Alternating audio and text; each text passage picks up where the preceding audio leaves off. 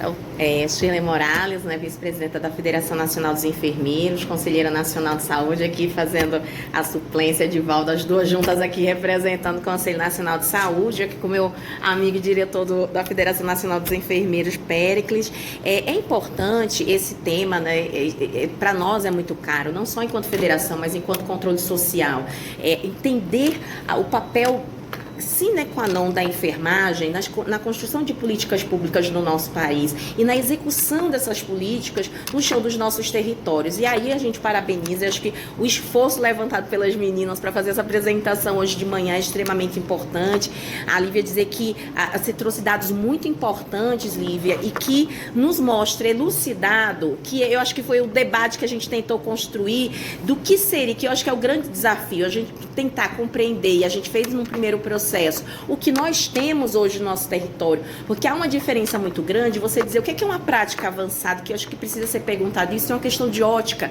A gente tem experiências dos Estados Unidos, no Canadá, que o que eles acabam fazendo, por exemplo, para a APS, para nós não é considerado avançado, porque já é a nossa prática do dia a dia. Hoje a gente tem a nossa lei do exercício profissional, que permite que dentro dos protocolos, dentro do Ministério da Saúde, ou estabelecido nos municípios ou nos estados, o enfermeiro, ele pode estar fazendo isso, sejam as solicitações de exame, seja a questão das prescrições dos protocolos, seja o início de alguns tratamentos, a gente consegue fazer, que isso não é possível em muitos países. Então, a questão de compreender o que é avançado ou não é para além do que nós já temos. E aí a gente tem um debate sine qua non para a gente, de extrema importância, que eu acho que foi falado aqui de manhã, que é a questão da regulação. A gente compreender hoje quais são as competências de quem é o especialista, de que tem a especialidade, né, junto do registro do sistema COFEM-CORENS, né? A gente precisa ter essa compreensão. Até para que eu lembro do Bruno falando muito bem isso na reunião passada, quando a gente estava fazendo o debate que foi trazido pela questão do mais acesso a especialistas, que o intuito que a gente tem aqui é de avançar, não de retroceder. Não da gente tirar hoje o que a gente já tem, por exemplo, das nossas enfermeiras generalistas, que já praticam, né, nos seus locais de trabalho, mas de ter um processo de regulação.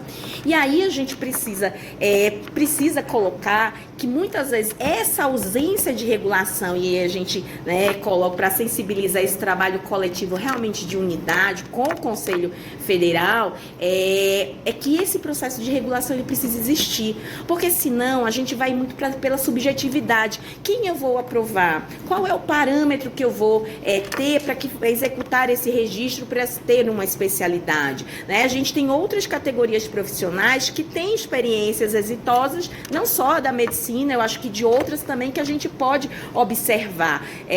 A gente precisa primeiro dialogar entre nós para tentar, inclusive, construir uma proposta que a gente tenha muito condensado entre nós para que seja aplicado dentro das políticas nacionais.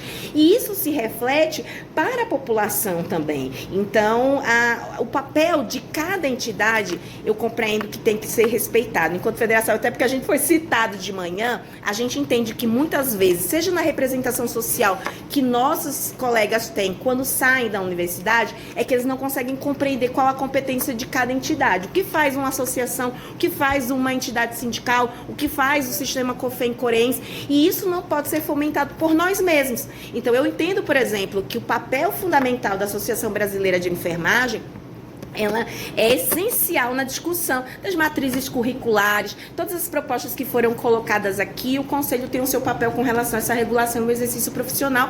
A federação e ao movimento sindical vai caber essa ponte com o serviço. A gente está falando de EAD, isso me preocupou um pouco. Não creio que exista uma intransigência com relação à questão da presencialidade. O que eu acho que existe é a complexidade do nosso cuidado, que a gente sabe que muitos cursos, inclusive presenciais, têm problema na sua qualidade, a gente sabe, mas quando a gente vai observar, por exemplo, eu tiro pelo movimento sindical, o Péricles trazendo aqui informação lá em São Paulo, o sindicato teve que contratar um advogado específico para poder cuidar da assistência aos enfermeiros que estavam respondendo processos éticos, seja por imperícia, por imprudência, por negligência. E aí, quando ia se fazer uma avaliação situacional, muitas vezes o problema era na ordem da formação. Advindos a gente sabe, o Conselho Nacional de Saúde, né, e aí sobre a batuta de nossa querida coordenadora Valda, aqui presente na CIRT, a gente faz os encaminhamentos de avaliação de curso da enfermagem.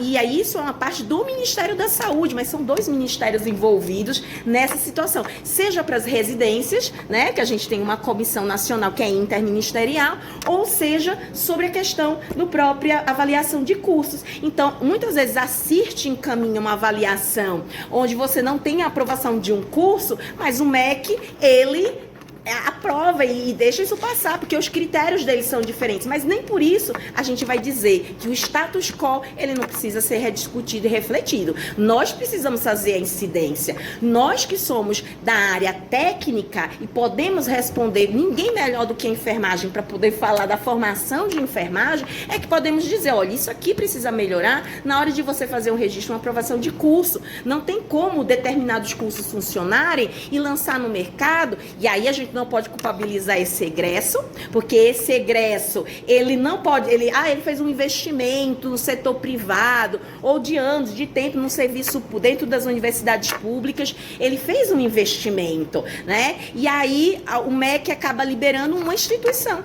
Então, esse debate é institucional, a gente precisa fazer esse debate institucional, inclusive trazer para aqui, para esse debate, quando a gente fala das práticas avançadas, de como isso vai se dar no âmbito da graduação, da pós-graduação, do que tiver essa inserção no MEC, que a Ellen colocou. Olha, tem situações que você chega lá, tá na banca do MEC e o MEC libera. E a gente precisa fazer esse debate aqui de como nós vamos ter a proposta. Não dá para propor e a gente precisa entender a realidade. E aí, quando a Eunice colocou logo mais cedo, de que muitas vezes se coloca para o mestrado e muitas vezes em cursos que são EAD, e a gente faz o debate de que não são integralmente EAD, nós temos a compreensão que não dá para ser nem de pós-graduação, nem de graduação, mas que ele precisa ter essa inserção, mas pensando nos territórios. Quem tem acesso a esse complexo, por exemplo, para ter acesso à conectividade? Quem tem acesso, por exemplo, nos territórios onde tem os vazios assistenciais, a ter o próprio campo de serviço para poder a prática da residência. Então, a gente tem diversos pontos a se falar, mas a primeira coisa de todas, precisamos pactuar entre nós o que é prioritário. A prioridade é a gente ter uma regulação robusta e criar um espaço coletivo realmente de unidade, onde todos possamos pensar e, tendo essa regulação, definir o que vai ter nas competências das especialidades para, então, pensar o que podemos avançar. A gente precisa, então, ver o que vai se fazer sobre isso, objetivamente, porque só temos mais 2 reuniões, né, para finalizar em tese. Então, a gente faz esse encaminhamento. Eu queria só trazer, Bruno, eu acho que foi a Renata e a Lívia, que na reunião passada, a Ellen já tinha saído, mas com o representante do COFEM, né, de se tentar montar um grupo de trabalho, já que se falou muito em regulação, sobre esse processo, para que haja essa construção coletiva. Viu, Ellen? É contigo, viu? É porque tu... Foi, é culpa tua. Não, é porque Ellen não tinha saído por causa de voo na reunião passada, e a Lívia e a Renata propuseram uma questão de um grupo de trabalho, a gente tentar centrar para esse debate da regulação, já que todo mundo falava sobre isso, para ver de que forma a gente consegue fazer esse avanço. Tinha um representante do COFEM lá, eu não me lembro o nome, aí eu acho... Pronto, aí se ele fez esse repasse, saber se teve esse diálogo.